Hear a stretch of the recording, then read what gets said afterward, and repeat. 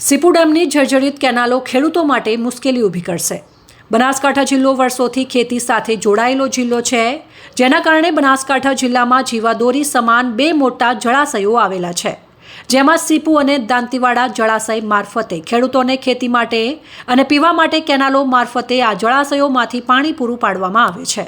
પરંતુ આ પાણી પહોંચાડવા માટે જે કેનાલો બનાવવામાં આવી છે, તે કેનાલો અત્યારે મોટાભાગે તૂટેલી હાલતમાં જોવા મળી રહી છે। વાત છે સીપુ જળાશય યોજનાની।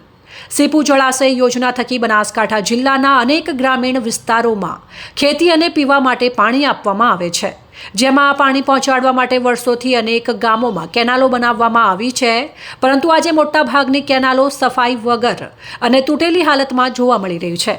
એક તરફ સરકાર ખેડૂતોની મોટી મોટી વાતો કરી રહી છે અને દરેક ખેડૂત આજે સુખી અને સંપન્ન બન્યો છે તેવી વાતો કરવામાં આવી રહી છે, પરંતુ બનાસકાંઠા જિલ્લાના ખેડૂતો આજે પોતાની ખેતીને લઈને ચિંતામાં જોવા મળી રહ્યા છે, કારણ કે એક તરફ ખેતી માટે પાણી નથી અને બીજી તરફ જે સરકાર દ્વારા સીપુ ડેમ આધારિત જે કેનાલો બનાવવામાં આવે છે, તે મોટાભાગની કેનાલો હાલ તૂટેલી હાલતમાં જોવા મળી રહી છે। જ્યારે પણ સીપુ ડેમમાંથી આ કેનાલોમાં પાણી છોડવામાં આવે છે, ત્યારે કાગળની જેમ આ કેનાલો તૂટી જાય છે અને ખેડૂતોના ખેતરોમાં પાણી જતાં ખેડૂતોને મોટું નુકસાન વેઠવવું પડે છે।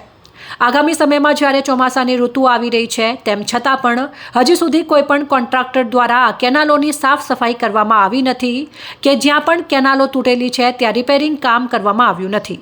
આ વિસ્તારના ખેડૂતો જણાવી રહ્યા છે કે વર્ષ 2017 બાદ સીપુ ડેમ આધારિત કેનાલોમાં એક પણ વાર સફાઈ કરવામાં આવી નથી કે ના તો જ્યાં કેનાલો તૂટી છે ત્યાં રિપેરિંગ કામ કરવામાં આવ્યું હોય। તાજેતરમાં જ આ સીપુ કેનાલમાં નર્મદાનું પાણી છોડવામાં આવ્યું હતું, પરંતુ કેનાલો તૂટેલી હોવાને કારણે ખેડૂતોના ખેતરોમાં પાણી જતું રહ્યું હતું અને જેના કારણે ખેડૂતોને નુકસાની ભોગવવાનો વારો આવ્યો હતો। તો બીજી તરફ મોટાભાગની જ્યાં કેનાલો તૂટેલી છે ત્યાં ખેડૂતોએ જાતે જ પોતાના ખર્ચે રિપેરિંગ કામ કરાવ્યું છે, જેથી સ્થાનિકો જણાવી રહ્યા છે કે તાત્કાલિક ધોરણે નહેરોના સમારકામ હાથ ધરવામાં આવે તેવી માંગ કરી રહ્યા છે।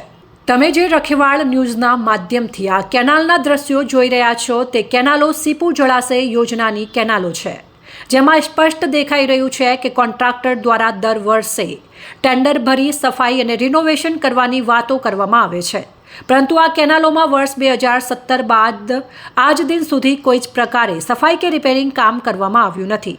અત્યારે જ્યાં પણ નજર કરીએ ત્યાં કેનાલો કાગળની જેમ તૂટેલી જોવા મળી રહી છે અને સાફ સફાઈ વગર બાવળ અને બોરડીના મોટા મોટા ઝાડ પણ આ કેનાલોની અંદર ઉગી ગયા છે। આવનારા સમયમાં ચોમાસામાં જો સીપુ ડેમમાં પાણીની મોટા પ્રમાણમાં આવક થાય અને ઉનાળામાં કેનાલમાં પાણી છોડવામાં આવે તો મોટાભાગના ખેડૂતોને આ કેનાલો તૂટેલી હોવાને કારણે ખેતરોમાં નુકસાની થવાની સંભાવના જોવા મળી રહી છે।